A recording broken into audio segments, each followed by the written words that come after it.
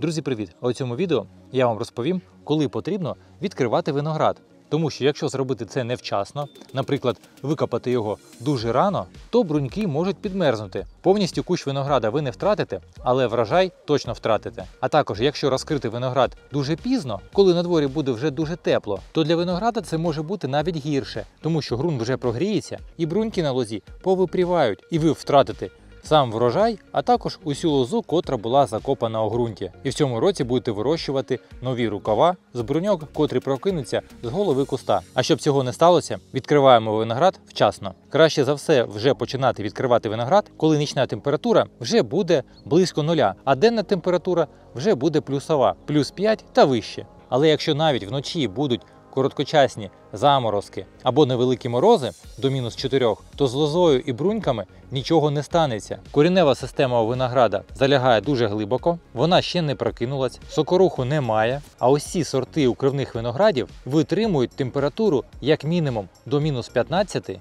градусів по Цельсію. Це означає, що якщо температура буде нижча, то тоді почне вимерзати плодова брунька. Але кущ також повністю не вимерзне. Якщо ви дивилися минуле моє відео, де я показував, як вкривати виноград, то відкопувати його буде дуже легко. Спочатку відкриваємо голову куста, потім ми бачимо, куди йде лоза, і починаємо потихеньку розкапувати її лопатою. Але не потрібно лопатою докопуватися до самої лози.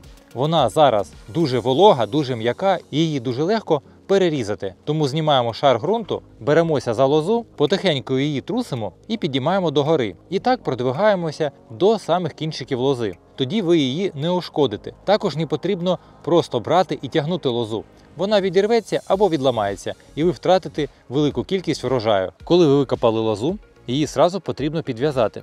Я використовую до цього підв'язочний інструмент. Називається топенер. Їм працювати дуже швидко та легко. Підв'язую до самої нижньої проволоки. А як ви бачите, наступна проволока в мене йде на 15 см вище нижньої. Це потрібно для того, щоб коли прокинеться брунька і виростуть молоді пагони, щоб вітром їх не поламало, поки вони доростуть до наступної проволоки, ми підв'язуємо її тут. Таким чином вони будуть міцно зафіксовані і не відламаються. Тепер лозі потрібно підсохнути, щоб вся налипша земля повідвалювалась, а потім потрібно буде усю лозу обробити або бордоською сумішю, або 3% розчином мідного або залізного купоросу. Це означає, що на 10 літрів води ми розводимо 300 грам мідного або залізного купоросу. А також можна використовувати медян екстра. По інструкції написано, що один пакетик такого засобу потрібно розчиняти у 10 літрах води. Але ми отримаємо 1% розчин, а нам потрібно 3. Тому ми беремо медян екстра і розчиняємо у 3 літрах води. І отримаємо концентрацію розчину, якраз яка нам потрібна. І оброблюємо усю лозу, поки бруньки ще не прокинулись. Тому, друзі, якщо у вас залишилися питання, задавайте їх в коментарях. З радістю на все відповім. Я ж вам бажаю